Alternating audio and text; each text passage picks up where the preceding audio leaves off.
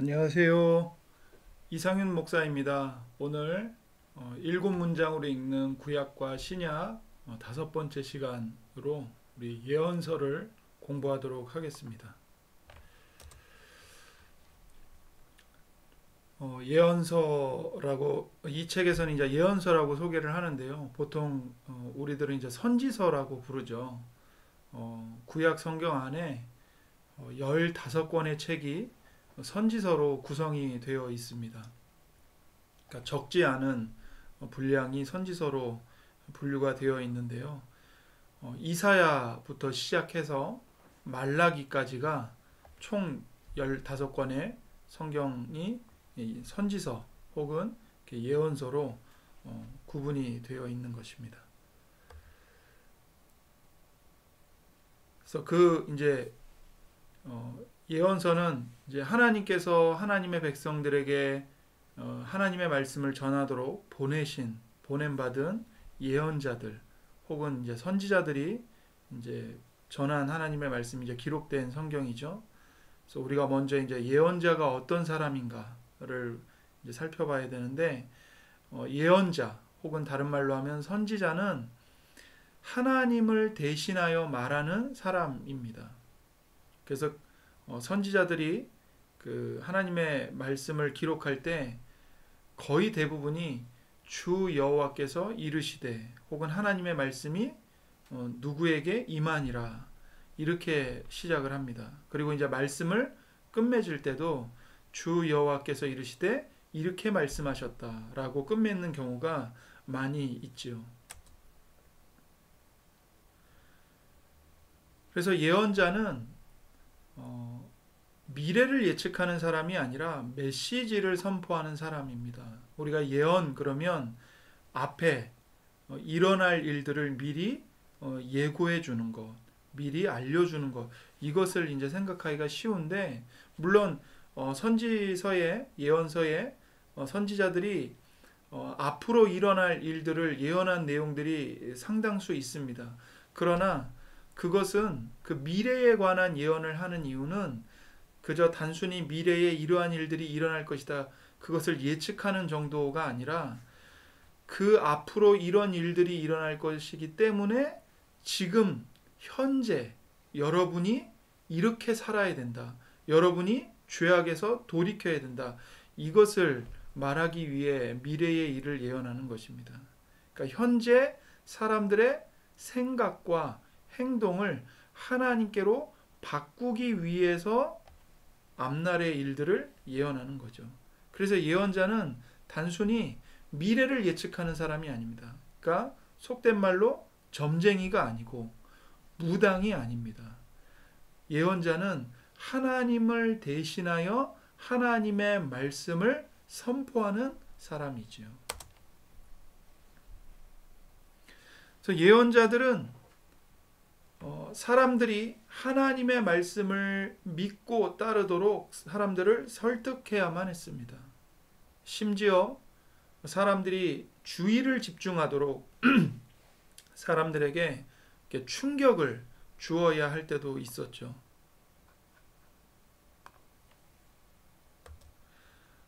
그래서 예언자들의 표현은 때로 과장되어 보이거나 충돌을 일으키고 또 사람들과 이렇게 논쟁을 할 때도 많이 있었습니다. 그래서 우리가 예언서를 읽다 보면 과장돼 보이는 내용도 있고 뭔가 모순되는 표현들도 있고 논쟁적으로 느껴지기도 하는 이유가 바로 이런 이유 때문입니다. 사람들을 설득하기 위해서, 사람들의 주의를 집중시키기 위해서 그런 표현들을 썼던 것이죠. 자, 그래서 우리가 이제 그 예언서의 메시지를 좀 이해하기 위해서는 몇 가지 특징을 우리가 좀 살펴볼 필요가 있습니다. 우선 예언자들은 이 하나님의 말씀을 전하고 또 그것을 기록할 때에 히브리 시의 형태로 말하고 쓰는 경우가 자주 있었습니다. 그래서 시적인 생생함이 이렇게 있어요. 그래서 대표적인 게 이제 예레미야의 2장 같은 내용인데요.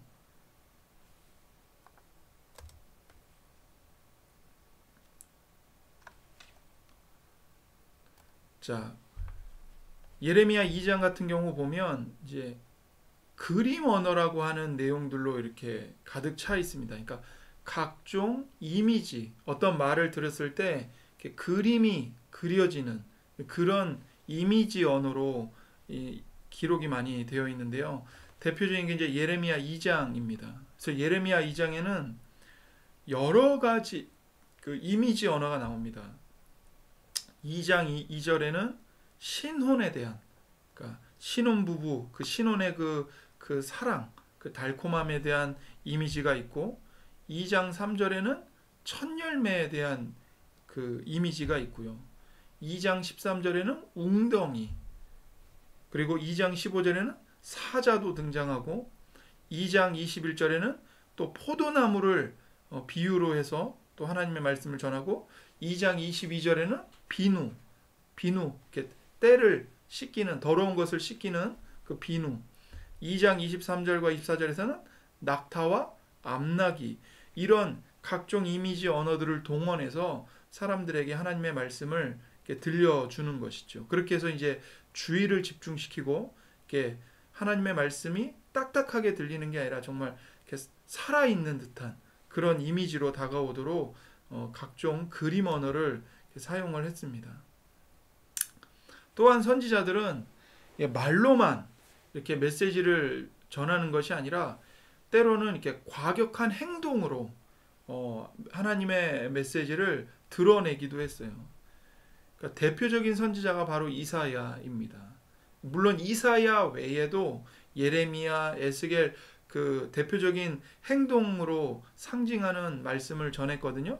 근데 이제 이사야를 살펴보면 이사야가 이제 어떤 행동으로 하나님의 메시지를 전했냐면, 앞으로 다가올 그 포로 생활, 그 아주 수치스럽죠. 비참하고, 그 포로 생활이 얼마나 비참한 것인지를 보여주기 위해서 예루살렘에서 이사야 선지자가 직접 옷을 다 벗고 벗은 몸으로, 벗은 발로 사람들 사이를 돌아다니는 겁니다.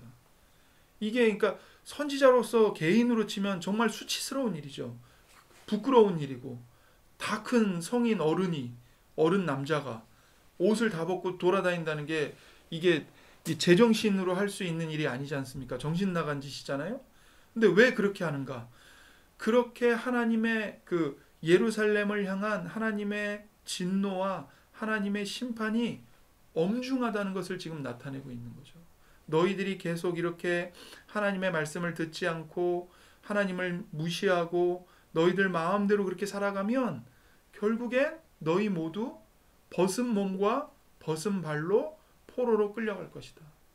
그것을 실제적으로, 그러니까 충격적으로 보여주기 위해서 자신이 직접 옷을 다 벗고 벌거숭이로 벗은 발로 사람들 앞에서 돌아다니면서 말씀을 전했던 것입니다. 그것이 이제 이사야 20장에 그렇게 나와 있죠.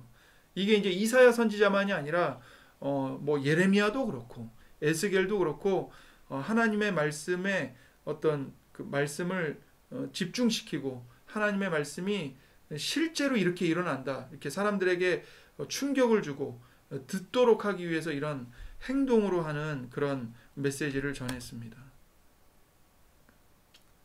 자, 이제 우리가 이제 그 선지자들, 어떤 선지자들이 있었는지를 약간 시대별로 해가지고 구분해서 우리가 이제 대표적인 선지자들만 살펴보도록 하겠습니다. 먼저 주전 9세기의 예언자들입니다. 그러니까 우리 구주 되시는 예수님이 오시기 전 9세기, 그러니까 약 한 800년 전, 그 전에 한 900년 전, 그 전에 이제 어떤 예언자들이 활동했었나. 먼저 이제 주전 9세기 예언자들로는 엘리야입니다. 예, 엘리야. 어떻게 보면 엘리야가 이제 그 이스라엘에서 이제 선지자의 모세 다음으로 대표적인 선지자이고, 그 말씀을 기록되어 있는 선지자로서 이제 첫 번째 선지자라고 할 수 있는데요. 엘리야, 이름의 뜻은 여호와는 나의 하나님이라는 뜻입니다. 그래서 엘리야는 북왕국 이스라엘에서 말씀을 전한 선지자죠. 이 당시 북왕국은 아합과 이세벨로 인해서 바알 숭배가 아주 만연했던 시대입니다. 그래서 아합 왕이 하나님 백성들의 왕임에도 불구하고 그 바할 제사장의 딸인 이세벨을 아내로 맞이해서 이세벨로부터 충동을 받아서 그 바알 숭배를 하죠. 뿐만 아니라 여호와 선지자들을 잡아다가 죽입니다. 그러니까 여호와 종교, 그러니까 그 여호와 종교를 말살시키기 위해 여호와 선지자들을 잡아다가 죽이고 감옥에 가두는 일들까지 행하게 되죠. 아주 극도로 사회는 타락했고 영적으로도 매우 어두운 시기였습니다. 그때 엘리야가 이제 하나님의 부르심을 받고 하나님의 보내심을 받아서 혜성처럼 등장하죠. 등장하자마자 엘리야가 선포합니다. 3년간 기근이 있을 것이다. 3년 동안. 이걸 외친 이유는 뭐냐면 이제 회개하라는 거죠. 이 기근을 선포한 것은 이 모세가 그 이스라엘 백성들에게 축복과 축복을 약속하고 저주를 경고하면서 너희들이 하나님의 언약을 배반했을 때 이러이러한 재앙을 하나님이 내리실 것이다 라고 경고를 하죠. 그때 대표적인 재앙이 바로 기근입니다. 기근. 비가 안 내리는 거예요. 그것을 엘리야가 선포합니다. 왜냐하면 이스라엘 백성들이 북이스라엘 백성들이 지금 하나님의 언약에서 완전히 멀어져 버렸잖아요. 하나님 배반했잖아요. 그러니까 모세가 이야기한 그 저주의 말씀이 그대로 실현될 거라고 지금 선포하고 있는 것입니다. 그것을 선포하는 이유는 너희들 다 기근으로 벌 받아서 다 멸망해 죽어라 이런 뜻이 아니라 지금 하나님께서 너희들의 죄를 심판하고 있으니 그 죄에서 돌이켜서 하나님의 언약으로 다시 돌아와라. 회개해라. 이걸 지금 강조하고 있는 거죠. 그래서 이제 3년간의 기근이 끝나갈 무렵에 이제 엘리야가 다시 아합 왕 앞에 나타나죠. 그래서 이제 갈멜산에서 대결을 합니다. 850대 1로 바알 선지자 400명, 아세라 선지자 450명, 그리고 여호와 하나님을 섬기는 엘리야 1명에서 850대 1로 이제 누가 진짜 참 신인지를 한번 증명해 보자 해가지고 이렇게 붙죠. 거기서 이제 하나님이 하늘에서 불을 내리시고 여호와 하나님이 참된 하나님이심을 드러내십니다. 그러면서 이제 하나님은 엘리야를 통해서 아합 집안의 그 탐욕을 심판하시는 말씀을 선포하시고 실제로 그 말씀이 실현되어서 아합 가문은 심판을 받게 되죠. 자, 주전 9세기 예언자들 또 다른 선지자를 보겠습니다. 엘리사입니다. 바로 엘리야 다음에 엘리야로부터 그 선지자직을 이어받아서 말씀을 선포한 사람이죠. 엘리사의 이름의 뜻은 하나님이 구원하신다입니다. 하나님이 구원하신다. 아까 엘리야가 여호와 하나님만이 참 하나님이시다라는 것을 드러냈다면 이제 엘리사는 그 이후에 엘리야 선지자 이후에 하나님이 이 영적으로 문화적으로 또 삶의 여러 부분에서 병들어 있는 이스라엘을 하나님이 어떻게 구원하시는지를 보여주시는 겁니다. 그래서 먼저 엘리사는 엘리야의 보좌 역할을 했던 사람이에요. 그래서 엘리야 선지자를 수종들었던 사람으로서 엘리야로부터 아주 가깝게 훈련을 받았죠. 그래서 그렇게 엘리야가 하늘로 승천한 이후에 엘리사가 선지자직을 이어받아서 이제 선지자로 활동을 하게 되는데 하나님이 베푸시는 구원을 많이 행하게 됩니다. 그래서 수많은 병자들을 치료하고요, 또 굶주린 이들을 먹이고 심지어 죽은 자도 살리는 역사를 엘리사가 하나님의 능력으로 일으킵니다. 그래서 이 예수님께서는 세례 요한이 엘리야 같은 사람이라고 말씀을 하셨어요. 이는 그가 백성들에게 회개를 촉구했기 때문입니다. 그리고 엘리사가 엘리야의 뒤를 이은 것처럼 이제 예수님은 세례 요한의 뒤를 이으셔서 오셨죠. 그래서 엘리야와 엘리사의 이 두 선지자 간의 이 사역을 이어서 보면 마치 세례 요한과 예수님을 미리 보여주는 모습으로 보여줍니다. 이제 주전 8세기로 가보겠습니다. 주전 8세기의 배경은 북왕국 이스라엘에서는 이제 여로보암 2세가 통치를 하고 있었고, 남왕국에서는 우시야 왕, 요담, 아하스, 히스기야가 이어서 이제 통치를 하게 됩니다. 이 주전 8세기에는 그 북이스라엘이나 남유다나 공통점이 있는데요. 그게 뭐냐면 번영을 누리고 있었다는 거예요. 번영. 그러니까 경제적인 번영. 그리고 영토도 굉장히 많이 확장을 했고 거의 솔로몬 시대에 맞먹을 정도로 영토를 많이 확장하게 됩니다. 그래서 이 당시에 북이스라엘 사람이나 남유다 사람들이나 어떻게 생각을 했냐면 자기들은 그 하나님의 복을 많이 받은 사람들이라고 생각을 했어요. 경제적으로 부유했죠. 영토도 거의 다윗과 솔로몬 때처럼 확장하게 되었죠. 그러니까 하나님께서 우리에게 복을 주시는구나. 하나님이 우리를 많이 사랑하시는구나. 이렇게 생각을 했어요. 그런데 하나님의 생각은 달랐습니다. 하나님의 생각은 달랐어요. 그들이 경제적인 번영을 누리고 영토도 많이 차지하고 군사적으로도 강대하고 안전했지만 하나님이 보실 때 그들의 사회는 전반적으로 부패했습니다.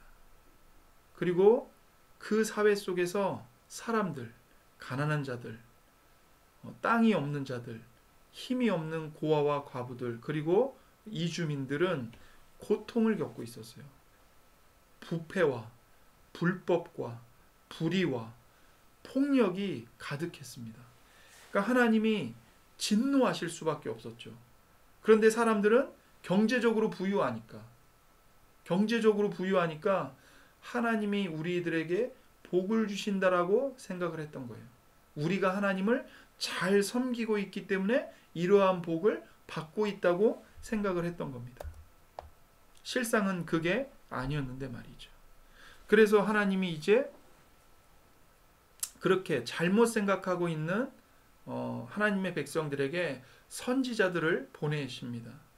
먼저 우리가 살펴볼 선지자는 아모스입니다. 아모스. 이 아모스 선지자는 출신은 남유다예요. 남유다에서 태어나서 자랐어요. 그러니까 남유다 사람이죠. 그런데 말씀은 북이스라엘에 가서 말씀을 선포했습니다. 그래서 이 아모스는 그곳에서 대표적으로 그 부유한 자들의 불법을 비판했어요. 불법. 그리고 학대받는 가난한 자들을 옹호했습니다. 그러니까 이들이 부를 쌓기는 쌓는데 정직한 방법으로 그리고 하나님의 말씀을 따라 진실하게 부를 늘려가는 게 아니에요. 오히려 재판을 굽게 하고 편법을 쓰고 그러면서 법을 아주 교묘하게 이용해서 혹은 법을 이렇게 부자들에게 유리하도록 바꿔서 그렇게 해서 재산을 막 수단과 방법을 가리지 않고 착취를 하는 겁니다. 땅을 빼앗고. 그러니 하나님이 아모스 선지자를 보내서 그러한 불법과 악들을 정죄하시고 경고하신 거예요. 당시의 사람들은 어떻게 재산을 모으든 상관없이 재산만 많으면 하나님의 복을 받은 것이라고 생각을 했어요. 잘못된 생각이죠. 그래서 아모스는 불의와 불법으로 재산을 모은 자들을 악인으로 공격했습니다.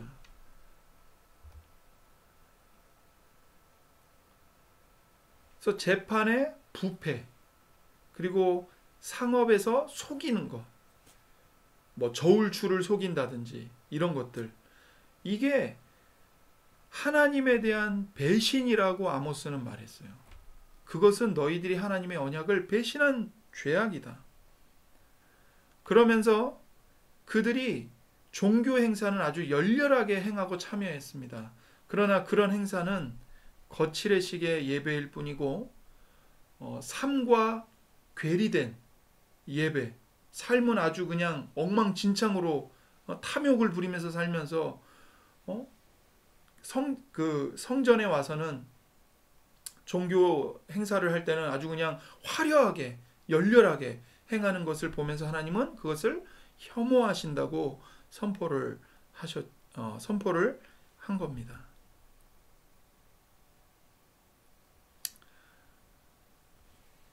사람들이 아모스가 전한 하나님의 말씀을 귀 기울여 들었을까요? 아니요. 싫어했습니다. 싫어했고 아모스 선지자를 미워했습니다. 그래서 아모스 선지자가 북이스라엘 사람들로부터 미움을 많이 받았고 또 핍박도 받았어요. 그런데 중요한 것은 그 당시의 사람들은 아모스 선지자를 비웃고 조롱하고 모욕했지만 아모스가 경고한 하나님의 말씀은 약 25년 후에 그대로 실현되었다는 사실입니다. 주전 721년에 아모스 선지자가 예언한 대로 아수르 제국이 사마리아를 멸망시켜버려요. 그 북이스라엘의 수도가 사마리아잖아요. 사마리아를 멸망시키고 북이스라엘 전체를 다 파괴해버립니다. 그래서 북쪽 열지파 이스라엘 자손은 포로로 끌려가요. 저 멀리 포로로 끌려가고 이방 민족들이 그 땅에 들어와서 살게 됩니다. 그래서 이방 민족들과 그 땅에 남은 그 북이스라엘의 소수와 혼합이 되어서 통혼하고 혼합이 되어서 그 하나님의 백성으로서의 정체성을 다 상실해 버리죠. 그래서 그들은 이스라엘 사람이 아니라 사마리아인으로 불리게 되고 두고두고 예수님이 오시기까지 유다 백성들의 경멸을 받게 됩니다. 자, 주전 8세기 예언자들로 또 호세아 선지자가 있습니다. 아모스와 비슷한 시기에 그 북이스라엘의 이제 말씀을 선포한 사람인데요. 호세아의 삶은 참 특별합니다. 이상한 점도 많고요. 왜 그러냐면 하나님께서 호세아에게 고멜이라는 창녀와 결혼하라는 말씀을 주세요. 거룩한 선지자에게 창녀와 결혼하라는 거예요. 그러니까 정말 이상한 말씀이죠. 호세아가 하나님의 말씀에 순종해서 몸을 팔면서 사는 그 창녀를 아내로 맞이합니다. 근데 고멜은 호세아와 결혼했음에도 불구하고 바람을 피워서, 그러니까 외도로 호세아의 자식이 아닌 자녀들을 낳게 돼요. 그러니까 이미 결혼 관계가 완전히 산산조각 난 거죠. 그런 깨어진 관계에서 호세아 선지자가 무엇을 보게 되냐면 하나님과 이스라엘의 깨어진 언약 관계를 보게 됩니다. 남편이 버젓이 있는데 남편을 두고 바람을 피우고 외도를 해서 남의 자식을 낳는 그 아내 고멜을 보면서 하나님의 언약을 배반하고 다른 신들을 섬기면서 음란하게 사는 이스라엘 백성들의 죄악을 보게 되는 거죠.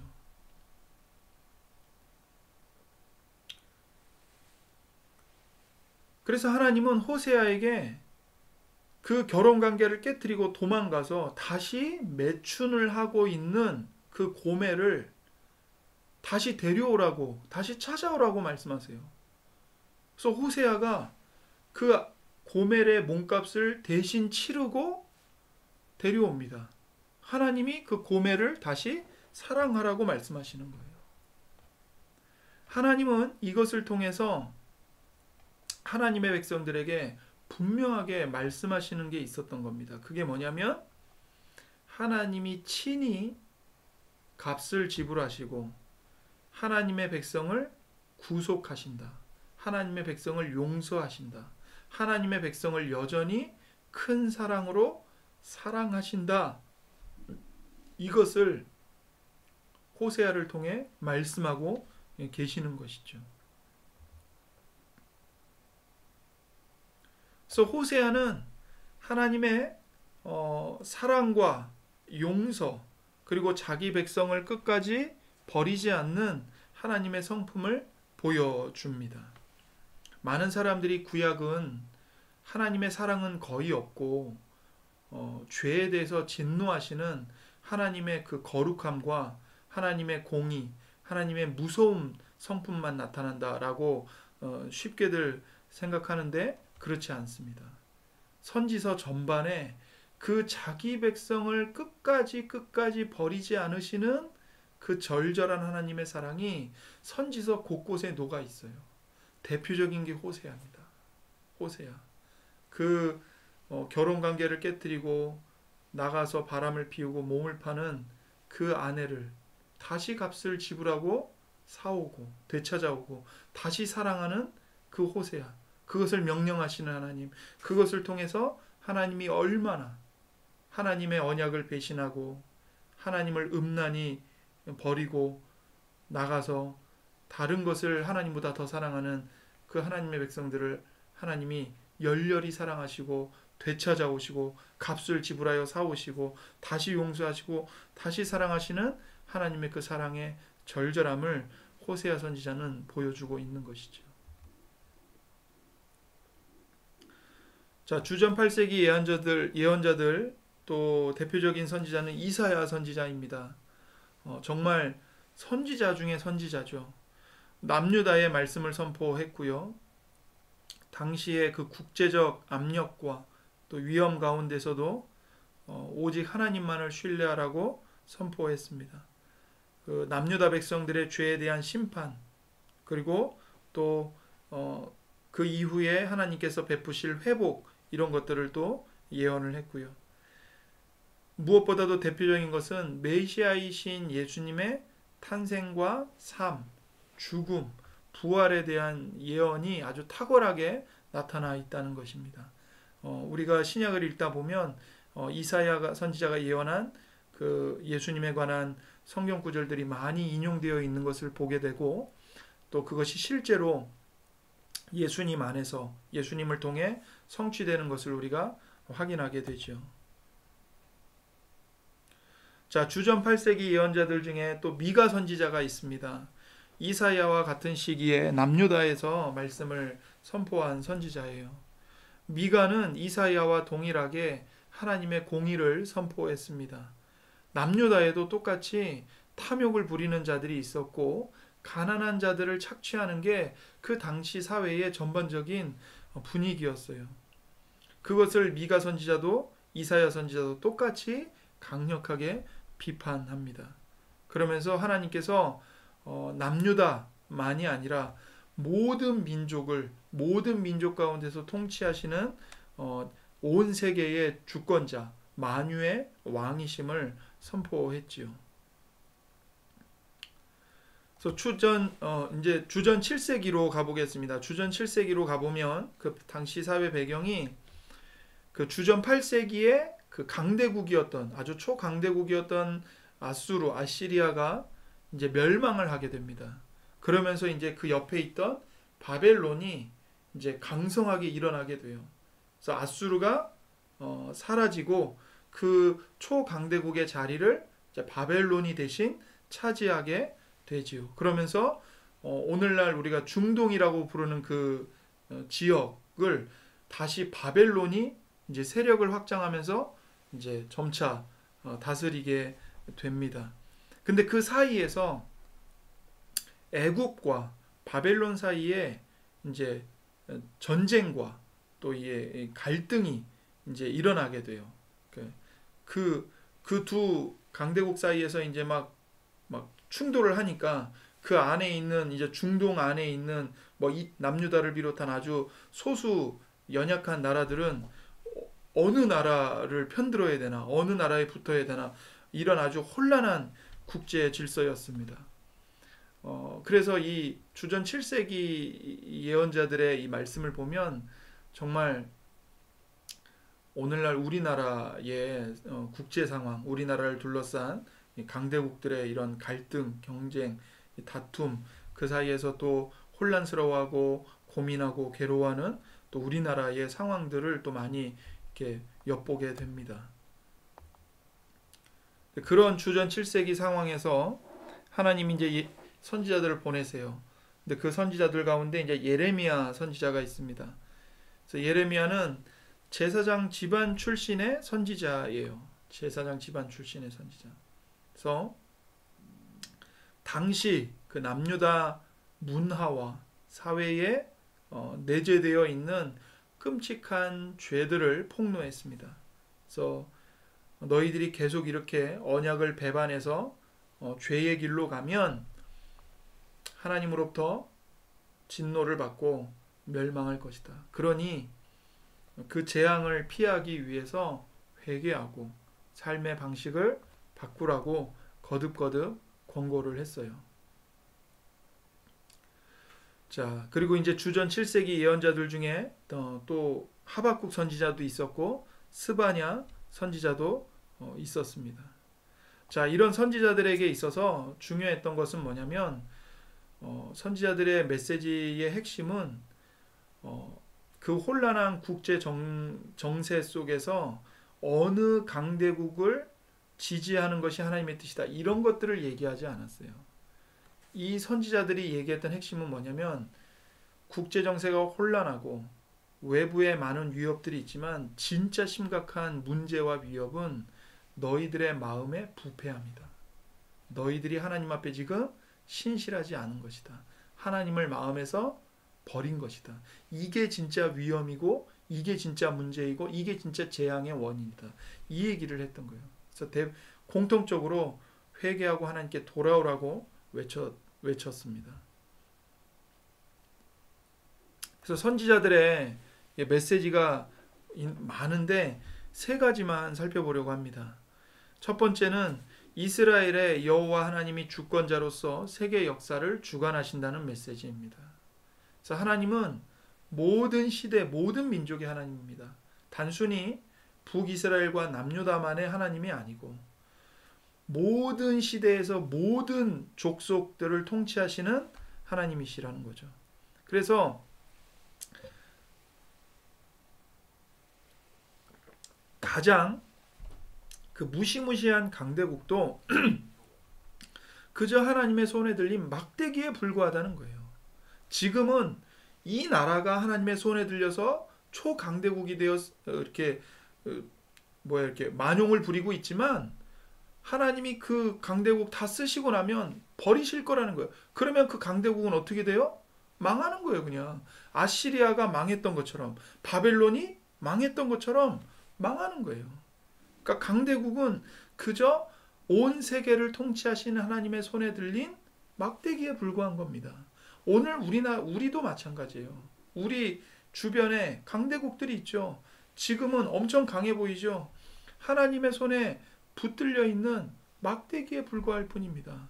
하나님의 시간표가 되고 하나님이 그 나라들을 다 쓰고 하나님의 계획이 다 하면, 하나님이 버리시면 그 강대국들 다 사라져 버리는 거예요. 역사가 그것을 반복해서 우리들에게 증언하고 있습니다. 그러니까 어떻게 해야 되겠습니까? 어느 나라에 붙어야 될까? 그게 중요한 게 아니고 하나님께로 돌아가야 하는 것이죠. 두 번째는 하나님은 정의를 요구하시고 그 나라를 다스리는 그 정치는 하나님께 매우 중요하다는 겁니다. 하나님은 정의가 하나님의 백성들의 삶 속에서 실현되고 유지되기를 원하십니다. 하나님은 개개인의 행동만이 아니라 국제 조약에서부터 시장 경제에 이르기까지, 군사 전략에서부터 지방 법원의 소송 절차에 이르기까지, 국가 정치에서부터 농작물 수확에 이르기까지 사회 전체의 도덕적인 건강도 평가하신다는 거예요. 그래서 하나님은 자기를 보호할 힘이 없는 그 연약한 자들, 과부, 고아들, 토지가 없고 집이 없는 사람들, 이주민과 난민들을 하나님은 보살피고 계시고 그들을 보고 계신다고 말씀하시는 겁니다. 그래서 자기가 가진 힘으로 그들의 것을 빼앗거나 그들을 짓밟거나 그들을 쫓아내거나 하나님이 다 보고 계신다는 거예요. 심판하시겠다는 거예요. 그래서 하나님은 한 국가 내에서 특별히 정치, 경제적 권력을 가진 이들에게 그들의 정책, 그리고 그들의 결정, 그들의 행동을 하나님이 살펴보시고 책임을 물으신다는 겁니다.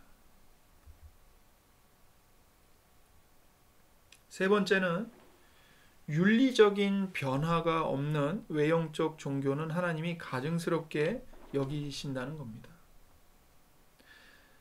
하나님을 열심히 예배해야죠. 그렇죠? 예배당에 모여서 말씀도 배워야 되고 복음을 또 전해야 되고 또 연약한 성도들을 돌봐야 됩니다. 그런데 거기에 정의가 빠져 있다면 그런 열정적인 예배를 하나님은 기뻐하시지 않는다고 선지서는 우리에게 거듭거듭 선포하고 있습니다. 정의와 공의, 신실과 사랑은 하나님의 성품을 드러내고 하나님이 기뻐하시는 것들이에요. 정의, 공의, 신실, 사랑, 용서, 가난한 자들을 돌보는 것, 이런 것들은 하나님의 그 인자하신 성품을 드러내는 겁니다. 그렇기 때문에 이런 가치들에 대한 헌신이 빠진 예배, 그거는 하나님이 받지 않으시는 거예요. 이런 예배 안에서는 결코 하나님이 어떤 분이신지 알 수도 없는 것이죠. 그래서 미가 6장 8절에서는 미가 선지자가 이렇게 외쳤습니다. 여호와께서 내게 구하시는 것은 오직 정의를 행하며 인자를 사랑하며 겸손하게 내 하나님과 함께 행하는 것이 아니냐라고 외쳤어요. 여호와 하나님이 구하시는 게 있다는 거예요. 찾으시는 게 있고 원하시는 게 있다는 거예요.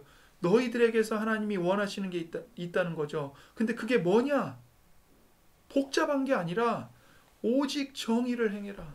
그리고 인자를 사랑해라. 그러니까 다른 말로 하면 자비를 베풀어라. 긍휼을 베풀어라. 사랑을 베풀어라. 인애를 베풀어라. 그리고 겸손하게 너의 하나님과 함께 동행해라. 이것이 하나님이 원하시는 것이다. 이것을 하나님이 원하신다. 이 얘기를 하고 있는 겁니다. 신약에 와서 우리의 구주로 오신 예수님께서도 미가 선지자와 동일한 가르침을 선포하셨어요.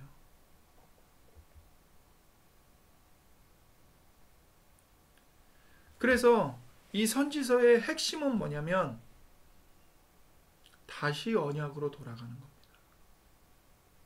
하나님은 이스라엘 자손에게 이스라엘과 하나님의 언약 관계를 상기시킵니다. 그리고 그 의미를 알려주시려고 예언자들, 선지자들을 보내셨던 거예요. 언약으로 돌아가기. 그래서 첫 번째로 예언자들은 이스라엘에게 그들의 역사를 상기시킵니다. 왜 그들의 역사를 상기시킬까요? 이스라엘의 역사가 하나님의 언약을 담고 있는 역사이기 때문에 그래요. 하나님은 이스라엘을 애굽의 노예에서 건져내셨어요. 그리고는 시내산으로 데려가서 나는 너희들의 하나님이 되고 너희들은 내 백성이 될 것이다. 언약을 맺으셨잖아요. 그거를 선지자들이 끊임없이 상기시키는 거예요. 여호와 하나님은 너희를 그 애굽의 종되었던 데서 너희를 구원하신 하나님이다. 하나님이 너희들과 언약을 맺었다. 너희는 하나님과 언약을 맺은 거룩한 백성들이다. 그걸 계속 얘기하는 겁니다. 그런데 너희들은 하나님을 멸시하고 배반했다. 이걸 얘기하는 거죠. 두 번째, 예언자들은 이스라엘에게 그들의 헌신을 상기시킵니다. 하나님은 이스라엘을 하나님의 백성으로 삼으시는 일에 먼저 헌신하셨어요. 하나님이 자기 백성들에게 하나님에 대한 충성과 헌신을 요구하시기 전에 하나님이 먼저 자기 백성을 향해서 헌신하셨다고요. 이스라엘을 애굽에서 구원하기 위해 헌신하셨어요. 저와 여러분을 이 죄, 저주, 죽음에서 구원하시기 위해 헌신하셨어요. 어떻게 헌신하셨어요? 자기 독생자 예수님을 십자가에 못 박으셨잖아요. 예수님을 십자가에 못 박으시기까지 하나님이 우리에게 헌신하셨어요. 그렇게 우리를 구원해 내신 거죠. 그러므로 이스라엘도 우리도 하나님의 율법에 순종하고 하나님께 헌신해야 하는 겁니다. 그것을 선지서가 강조합니다. 세 번째, 예언자들은 이스라엘에게 하나님의 약속과 경고를 상기시켜요. 하나님의 약속과 경고를 상기시킵니다. 하나님의 말씀에 순종하면 하나님의 복을 누릴 것이다. 그러나 삶의 목표와 방식을, 마음의 중심을 바꾸지 않으면 심판이 임할 것이다. 이것을 계속 상기시킵니다.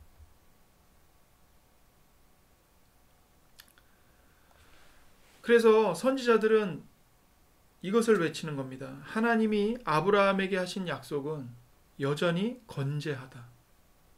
하나님은 항상 약속에 신실하실 것이다.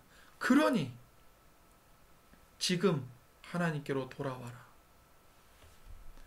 예언자들은 하나님의 진노를 경고하면서도 회복에 대한, 구원에 대한 소망의 메시지를 전합니다.